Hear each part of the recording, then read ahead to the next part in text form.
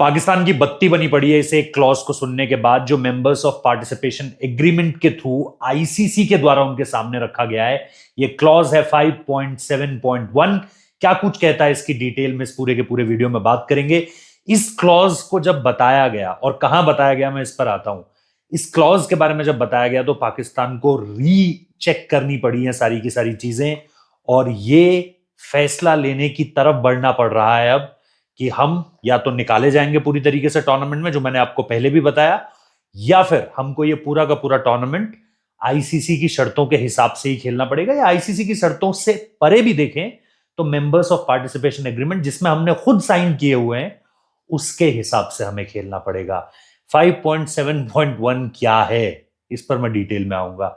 इसके अलावा आज ऑफ द रिकॉर्ड बहुत सारी बातें हुई हैं। यकीन मानिए पिछले 45 मिनटों से मैं जिस लीगल डॉक्यूमेंट को देख रहा हूं, मेरा माथा खराब हो चुका है।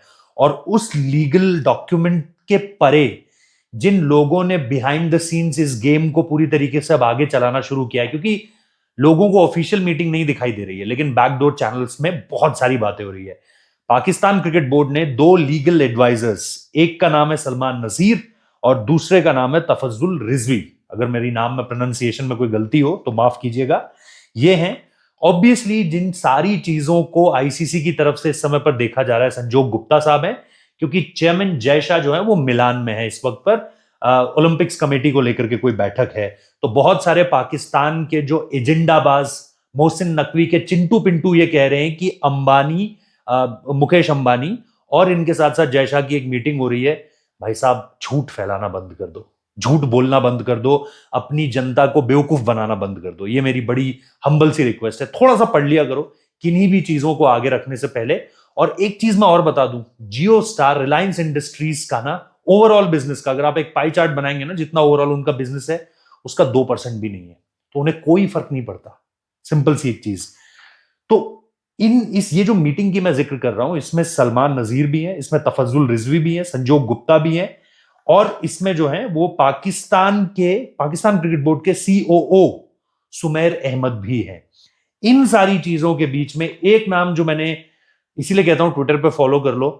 इंडिया में करीबन 1 बज रहा होगा जब मैंने ट्वीट कर दिया था कि पाकिस्तान ने 2 अलग अलग मुल्कों से मदद मांगी है, किनारा कर लिया, दोनों मुल्कों ने आइसोलेट कर दिया पाकिस्तान दुनिया के जिन जिन देशों के पास पिछले 36 घंटों के आसपास गया है, सब ने कन्नी काट ली है पाकिस्तान से। अब सबसे इंपॉर्टेंट चीज है कि आईसीसी इस पूरे के पूरे मसले में बीच, मतलब जिसे कहते हैं ना कि भाई ब्रिज का काम कौन करेगा, उसकी जिम्मेदारी किसको दे रहा है। हम इस वीडियो में इस पर भी बात करेंगे, एंड देन हम ये भी बात करेंगे कि आईसीसी से जो सोर्सेस बता रहे हैं वो ये बता रहे हैं कि 13-14 तारीख तक शायद आईसीसी कुछ नहीं करेगा। आईसीसी अब एक्शन तभी लेगा जब आप India versus Pakistan match day पर खड़े होंगे। क्या एक्शन होगा उसके बारे में भी बात करेंगे, बट शुरू से शुरू करते हैं। देखिए, एक पूरी की पूरी, जैसे आप कहते हैं ना, मल्टीपल राउंड ऑफ कॉन्वर्सेशंस इस चीज को लेकर के हुए हैं कि थोड़ा सा री गो थ्रू करते हैं, मतलब रीचेक करते हैं मेंबर्स ऑफ पार्टिसिपेशन एग्रीमेंट को। तो मैंने इसका पूरा का पूरा जो एक समराइज वे है वो आप लोगों के लिए निकाला है ताकि वीडियो बहुत ज्यादा बड़ा ना हो। हालांकि ये मतलब अनेकों पन्ने हैं भाई, मतलब एक एक क्लॉज को समझाने के लिए 3-3 पन्ने हैं। तो इसमें जो 5.7.1 का क्लॉज कहता है वो ये कहता है कि अगर कोई देश क्वालिफाई करता है एक आईसीसी टूर्नामेंट के लिए, तो उस क्वालिफिकेशन के बाद उसका उस टूर्नामेंट का हर मैच खेलना उसकी मॉरल रिस्पॉन्सिबिलिटी है, वो बाध्य है, वो चीज मैंडेटरी है उस एक देश के लिए, ठीक है। इसमें अगर वो कोई एक मैच भी छोड़ता है, फॉरगेट अबाउट पूरा टूर्नामेंट छोड़ना, क्योंकि पाकिस्तान इस समय पर एक मैच छोड़ने की बात कर रहा है, उसमें अगर वो कोई एक मैच भी छोड़ता है तो मामला जो है वो उसके अगेंस्ट ही कंसीडर किया जाएगा। ये एक ब्रीच होगा और इस ब्रीच के खिलाफ एक्शन लिया जा सकता है। Members of participation agreement her team को एक आईसीसी टूर्नामेंट से पहले साइन करना होता है। पाकिस्तान ने ये एग्रीमेंट साइन किया हुआ है और इसका ये क्लॉज उसे मैंडेटरी रूप से इस मुकाबले से अपने आप को पीछे खींचने को अलाउंस नहीं देता है। ये आईसीसी के सोर्सेस बताते हैं। लेकिन इस पर पाकिस्तान वालों ने भी जो है वो एक करारा जवाब देने की कोशिश करी। पाकिस्तान, और मैं जानना चाहता हूं, आप लोग भी मुझे बताइएगा कि आप लोग, चाहे आप इंडिया से देख रहे हो चाहे आप पाकिस्तान से देख रहे हो, आप इस पूरे के पूरे जो मेंबर्स ऑफ पार्टिसिपेशन एग्रीमेंट है इसको ध्यान से सुनिए और उसके बाद मुझे बताइए कि आप लोगों को क्या लगता है।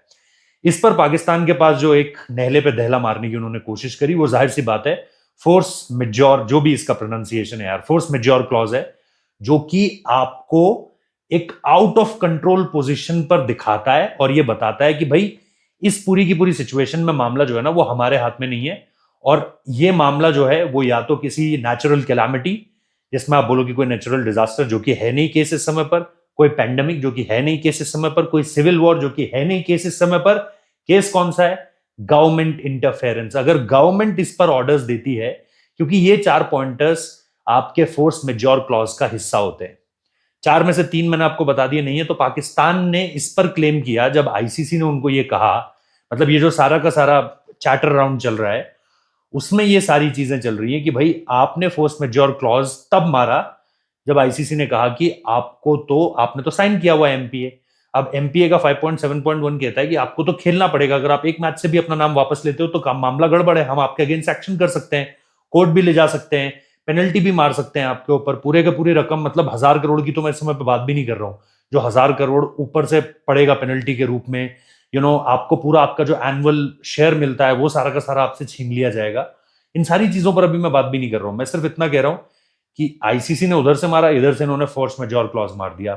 अब ये कहेगा, ठीक है, आईसीसी कहेगी ठीक है आपकी बात बिल्कुल ठीक है, लेकिन आप कॉन्ट्रैक्ट ब्रीच कर रहे हो, और कॉन्ट्रैक्ट ब्रीच में जब आप ये कह रहे हो कि ये एक force majeure clause government decision है, तो गवर्नमेंट में तो आपका पीसीबी चेयरमैन सबसे ऊपर बैठा हुआ है। ये देखना आप आईसीसी का जो, आईसीसी ने जो अब ईंट का जवाब पत्थर से दिया है, पाकिस्तान ने नहले पे दहला मारने की कोशिश करी फोर्स मेजॉर पर, लेकिन आईसीसी ने इस पर जो है ईंट का जवाब पत्थर से ये कहकर दिया है कि बॉस, एक चीज आप सीधे से समझ लीजिए कि आप जिस फोर्स मेजॉर क्लॉज को गवर्नमेंट डिसीजन बता रहे हैं, उस गवर्नमेंट का नंबर 2 तो आपके सामने बैठ, मतलब आपका पीसीबी चेयरमैन है। तो ये एक कॉन्फ्लिक्ट ऑफ इंटरेस्ट हो सकता है, जो कि आईसीसी ने बाकायदा इसका जो वर्ड यूज किया गया है वो सेल्फ क्रिएटेड यूज किया गया है, कॉन्फ्लिक्ट ऑफ इंटरेस्ट नहीं, सेल्फ क्रिएटेड वर्ड यूज किया गया है कि ये सेल्फ क्रिएट किया हुआ हो सकता है, क्योंकि PCB chairman and the government में जो सबसे मेन भूमिका निभाता है उनका नाम मोहसिन नकवी है। तो ये चीजें तो चेंज भी की जा सकती हैं सीधे तौर पर, मतलब उसमें यह कहा गया है कि इसे अवॉइड किया जा सकता है। इस पॉइंट के बाद जब यह बताया गया कि भाई आपका तो गवर्नमेंट ही इंटरफेरेंस है इस पूरे के पूरे मामले पे, अब गवर्नमेंट इंटरफेरेंस कहीं पर भी आईसीसी को दिखेगा तो उसके खिलाफ तो एक्शन होता है भाई साहब। यहां तक कि आप देखोगे कि सब कॉन्टिनेंट में कहीं ना कभी आपको इस तरह के मामले देखने को मिलेंगे, लेकिन इस समय पर जो सबसे इंपॉर्टेंट है वो ये है कि पाकिस्तान जहां आईसीसी को डेंट करना चाह रहा है, इंडिया वाला मैच छोड़कर ब्रॉडकास्टर्स को डेंट करना चाह रहा है, बाकी टीमों को डेंट करना चाह रहा है, वहां पर इस सवाल का जवाब पाकिस्तान के पास नहीं है कि क्या पाकिस्तान इस समय पर इसे अवॉइड कर सकता है, क्योंकि पीसीबी चेयरमैन और पॉलिटिकल लेवल पे जो टॉप मोस्ट आदमी है वो नंबर 1 नंबर 2, आप चाहे कोई भी समझे, मैं तो मोहसिन नकवी को नंबर 1 समझता हूं पॉलिटिकल सेटअप में पाकिस्तान के, उनका दर्जा शहबाज शरीफ से भी ऊपर है, उनसे ऊपर सिर्फ एक ही आदमी है, आप उसको जानते हैं, उसका ओहदा है पाकिस्तान आर्मी का चीफ और उसका नाम है आसिम मुनीर। तो ये शख्स बस मोहसिन नकवी से ऊपर है। तो आईसीसी ने जब इस बात को कहा तो उसके बाद पाकिस्तान के पास इसका कोई जवाब नहीं था। ये पूरा का पूरा एक सेट ऑफ कॉन्वर्सेशन है जिसके इर्द गिर्द बैकरूम चैनल्स पे जो है वो कॉन्वर्सेशंस हो रही हैं। अब जैसा मैंने कहा कि अगर आप 5.7.1 से आगे बढ़े तो ये जिम्मेदारी किसको दी गई है कि भैया आप इस पूरे के पूरे मामले को जो है वो आगे लेकर जाएंगे और आपकी ही मध्यस्थता रहेगी, आप ही इंटरमीडिएट करेंगे, आप ही ब्रिज बनेंगे। उसमें नाम आता है इमरान ख्वाजा साहब का। ये जो हैं वो डिप्टी चेयरमैन है आईसीसी के और 2017 से इस जिम्मेदारी को निभा रहे हैं। इनके पास मोहसिन नकवी ऑलरेडी 24 घंटे पहले जा चुके हैं। जब आप ये वीडियो देख रहे होंगे शायद 36 घंटे पहले की बात हो चुकी होगी, मदद मांगने के लिए कि भैया हमारा ये पूरा का पूरा स्टैंड है, बांग्लादेश तक हमारे लिए कुछ नहीं बोल रहा है। आप सोचिए कितनी कितनी शर्म की बात है कि ये लोग जो इनको सोच रहे थे कि हम बांग्लादेश के सपोर्ट में उठेंगे, वो बांग्लादेश अभी तक इनके पक्ष में कुछ नहीं बोला है, क्योंकि बांग्लादेश को पता है हम बैर नहीं ले सकते। समंदर में रहकर या तालाब में, नदी में रहकर मगरमच्छ से बैर नहीं लेते। मारे जाओगे, खाए जाओगे, वजूद के लिए तरसते रह जाओगे, क्रिकेट खत्म हो जाएगी तुम्हारी। ये फिदायीन हमला है तुम्हारे अपने चेयरमैन का तुम्हारी अपनी क्रिकेट पर, इसे याद रखना। अब इमरान ख्वाजा को यह जिम्मेदारी दी गई है कि आप जो है इसमें मीडिएट करेंगे। उधर क्या बोलना है, इधर क्या बोलना है, उधर से क्या कहा जा रहा है, इधर से क्या कहा जा रहा है, ये आपको इन सारे लोगों के बीच जो है वो तय करना है, क्योंकि डिस्कशन सारी तरफ से चल रहे हैं। तो इनको जो है, इमरान ख्वाजा साहब को जो है इस पूरे के पूरे मसले पर जिम्मेदारी दी गई है। और सबसे इंपॉर्टेंट पॉइंट जो इस पूरे के पूरे मामले में अभी लोग सोच रहे हैं ना कि यार इतना शांत क्यों है ये पूरा का पूरा मामला, क्यों कुछ हो नहीं रहा है इस पूरे के पूरे मामले में, क्यों चीजें आगे नहीं बढ़ रही हैं, मीटिंग्स क्यों नहीं हो रही हैं, इमरजेंसी चीजें क्यों नहीं कॉल की जा रही हैं। कुछ नहीं कॉल किया जाएगा। आराम से पाकिस्तान अपने मैचेस खेलेगा, इंडिया अपने मैचेस खेलेगा। 13 तारीख को इंडियन टीम श्रीलंका पहुंचेगी, पाकिस्तान की टीम ऑलरेडी वहां पर होगी, और वहां से आगे जो के 2 दिन होंगे वो सारा का सारा गेम वहां से पलटेगा। वहां से यह तय किया जाएगा कि अब यहां से आगे की स्ट्रैटेजी क्या होने वाली है। लेकिन इनडायरेक्टली पाकिस्तान को आईसीसी की तरफ से, ये इंटरमीडिएटर्स की तरफ से, हर बात देखो 1-on-1 कही नहीं जाती कि मैंने फोन किया और मैंने पाकिस्तान को ये कहा। मैंने सिंपल सी बात है अपने लोग चुने और उन लोगों के थ्रू एक मैसेज कन्वे करवाया कि भाई साहब ये बता देना, अगर तुम इस मुकाबले को नहीं खेले तो फिर बोरिया बिस्तर पैक करके निकल जाओ यहां से। ठीक है, कोलंबो से कराची लाहौर की डायरेक्ट फ्लाइट भी चलती होगी, तुरंत निकल जाओ यहां से। ये सीधे तौर पर आईसीसी का रुख होने जा रहा है। एंड आईसीसी लीगल तौर पर पूरी तरीके से तैयार है। मैं ये नहीं कह रहा पाकिस्तान ने भी अपने पर्चे दिखवा लिए, लीगल तौर पर दिखवा लिए। लेकिन जैसा मैंने कहा, जो बहस आज चली है, जो लीगल तौर पर बहस चली है कि भाई मेंबर्स ऑफ पार्टिसिपेशन एग्रीमेंट के तहत हम क्या कर सकते हैं, वो क्या कर सकते हैं, इन सारी चीजों पर मुझे लगता है कि अभी थोड़ी सी और लिखा पड़ी होगी, अभी थोड़ा सा और मामला जो है वो आगे पीछे होगा। और एक चीज जो सबसे ज्यादा इंपॉर्टेंट है, अगर आपने पढ़ा हो आईसीसी का मेल, उसमें आईसीसी ने जो अपना मेल खत्म किया है उसमें लिखा हुआ है कि म्यूचुअली एक्सेप्टेबल रेजोल्यूशन हमारा रहने वाला है। यानी 2 कदम हम चलने को तैयार हैं, 2 कदम आप भी चलिए। अब आईसीसी के वो 2 कदम क्या होंगे? क्या वो रेवेन्यू शेयर बढ़ाएगा पाकिस्तान का? क्या वो आईसीसी टूर्नामेंट्स उन्हें और देगा? क्या वो डोमेस्टिक टीम्स को, बाकी टीमों को ये कहेगा कि आप पाकिस्तान में जाकर खेलिए? या इसके अलावा कुछ और चीजें ऐसी होंगी? 2016-17 में वो जो 7 बायलैटरल सीरीज थी जिस पर पाकिस्तान को मुंह की खानी पड़ी थी, क्योंकि जाहिर सी बात है तब भी जानकारी का अभाव रहता था ना। वो चले गए सारे के सारे केसेस को लेकर, लड़ाई लड़ी उस पर, और फिर सैकड़ों करोड़ रुपए गवाए पाकिस्तान ने। आपको अगर ये केस नहीं पता है तो जरूर कमेंट बॉक्स में बताइएगा, मैं इस पर बात करने के लिए तैयार हूं। ये 7 सीरीज का मामला है जिसपे एक सीरीज खेलने के लिए पाकिस्तान आया था, इंडिया नहीं गया था। इंडिया ने अपने रीजंस दिए थे, पाकिस्तान ने उसे कोर्ट में घसीटना चाहा, उसके बाद मुंह की खाई पाकिस्तान ने, हारा पाकिस्तान वो केस। ये जो 7 सीरीज वाला मामला था, इनको भी वो रिएक्टिव करने की कोशिश कर सकते हैं, बट होगा क्या और क्या नहीं ये फिलहाल वक्त बताएगा। लेकिन अभी फिलहाल ये सारी चीजें हैं जो इस पूरे के पूरे मामले पर चल रही हैं। मुझे लगता है आज इस पर ऑफिशियली एक बैठक को लेकर के अगर कोई चीजें होती हैं तो वो सामने आ सकती हैं। आज एक मीटिंग पॉसिबल बताई जा रही है, लेकिन मैं अभी इस पर कोई कंफर्मेशन नहीं दे सकता कि ये होगी ही होगी। बट यस, एक मीटिंग की बात कही जा रही है। क्या होता है, क्या नहीं होता है, क्या डिटेल्स आती हैं, वो सारी आप तक पहुंचाऊंगा। लेकिन एक मिडिलमैन तैयार कर लिया गया है। इसके अलावा पाकिस्तान का आइसोलेशन, आईसीसी को पता है कि पाकिस्तान मदद मांगने गया था अलग अलग क्रिकेट मेंबर बोर्ड्स के पास, सबने जो है उनको खारिज कर दिया है, खाली हाथ लौटे हैं। और अब जो है उनके पास एक ही रास्ता बचता है कि वो इस एमपीए को ढंग से पढ़ें।